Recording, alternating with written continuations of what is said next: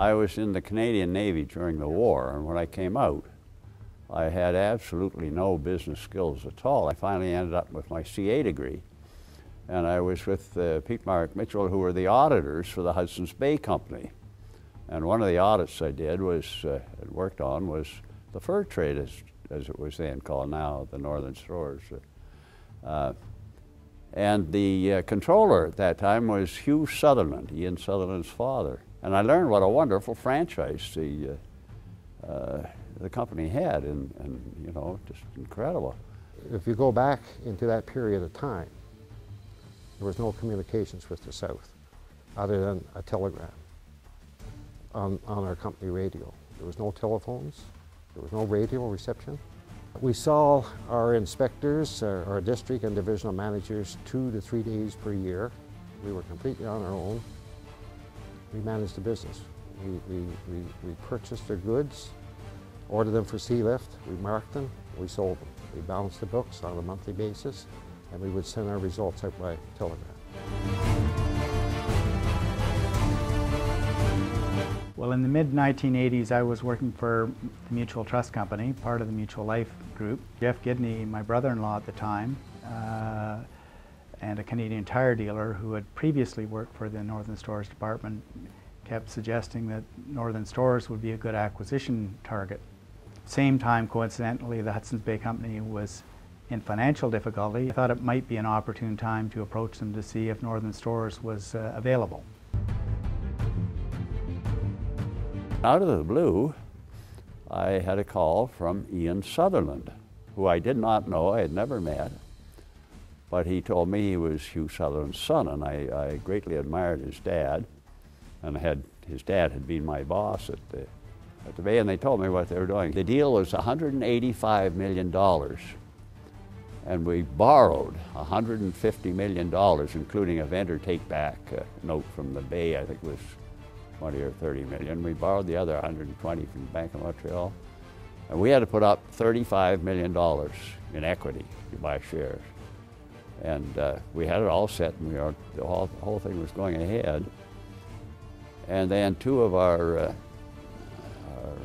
potential investors decided they weren't interested in completing the transaction. They were each in for $5 million. So we were just, all of a sudden, at the last minute, we were short $10 million. So we approached the Civil Service Pension Fund, the Manitoba Teachers Pension Fund, and after a preliminary meeting with the Teachers Pension Fund, they wanted us to meet their chairman, who was Jim OBORNE at the time. I was pretty convinced that, in my own view, this was a pretty good deal. We took 25% of the equity of the deal. So he said to me, "Are you putting your money?" I said, "Jim, I'm putting every nickel I got into this because I think this is a wonderful opportunity." We had one condition: Derek Riley be named chairman of the board. I said, "Okay, fine." At the time, it was the largest employee management participation in Canada's history. So it was quite significant. We had hundreds of people sending us checks from the far northern reaches of the country who just wanted to be part of this enterprise. Who are these guys? And they're taking over the, you know, what is really the heart and guts of the whole Hudson's Bay Company, the original fur trading operation. We had a sense that we needed a seasoned merchant, somebody who would bring a fresh approach. I acted as acting chief executive officer for about 6 months while we did an executive search. And Ralph Trott was one of the names that came up among several. But we decided to go with the kid, and he really shook things up. I remember clearly Derek was sitting in the chair behind the desk, and I walked in and said, "Hi, I'm Ralph Trott, I'm here to work." And he got up immediately, and he shook my hand and walked around to the other side of the desk and sat down. And I was a little confused. I said, "No," because I was going to sit there. He said, "No, that's your chair over there. You're the president. You sit over there. I'll sit here." And we started our conversation.